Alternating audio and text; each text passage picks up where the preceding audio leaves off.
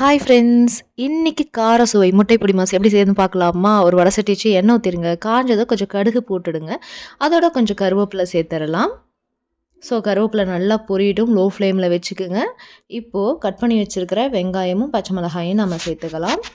இதோட கொஞ்சம் உப்பு போட்டு நல்லா வதக்கிக்குங்க. எல்லா வியூவர்ஸ்க்குமே மன்னிச்சிடுங்க. ஆக்சுவலி என்னால் வீடியோஸ் வந்து தொடர்ந்து போட முடியல. ஏன்னா எனக்கு சடன்லி வந்துட்டு ஒரு நியூஸ் சேனலில் ஜாப் கிடச்சிருச்சு. அதனால் வீடியோ கண்டினியூ பண்ண முடியல. இனிமேல் முடிஞ்ச அளவுக்கு வீடியோஸ் நிறைய போடுறேன். இப்போ மஞ்சத்தூள் சேர்த்துட்டு நல்லா மிக்ஸ் பண்ணிவிடுங்க. இப்போ வந்து பார்த்தீங்கன்னா முட்டை வந்து சேர்த்துக்கலாம். நான் ஒரு 6 முட்டை பக்கமாக வந்து எடுத்துக்கிறேன். உங்களுக்கு எவ்வளோ தேவையோ அதுக்கு தகுந்த மாதிரி நீங்கள் ஆனியன் வந்து சேர்த்துக்குங்க. ஒரு 6 முட்டைக்கு தகுந்த மாரி மட்டும் நான் எக்ஸ் வந்து சேர்த்துக்கிறேன். அதே மாரி தேவையான அளவு உப்பு சேர்த்துருங்க. வியூவர்ஸ் மறக்காம வந்து உங்களுக்கு ஏதாவது ரெசிபி வந்து தேவை அப்படின்னாலும் கீழ மறக்காம கமெண்ட் பண்ணுங்க. அதே ரெசிபிய நம்ம சேனல்ல நான் வீடியோவும் அப்லோட் பண்றேன். ஸோ இப்போ தேவையான அளவு வந்து பார்த்தீங்கன்னா, மொளகா பொடி வந்து நான் சேர்த்துக்கிறேன். ஸோ மொளகா பொடி சேர்த்துட்டு இப்போ நல்லா மிக்ஸ் பண்ணி விட்டுடலாம்.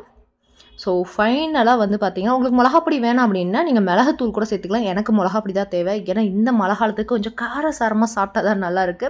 மறக்காம நம்ம சேனல் சப்ஸ்கிரைப் பண்ணிடுங்க. இந்த வீடியோவுக்கு லைக் பண்ண மறந்துடாதீங்க. பாய்.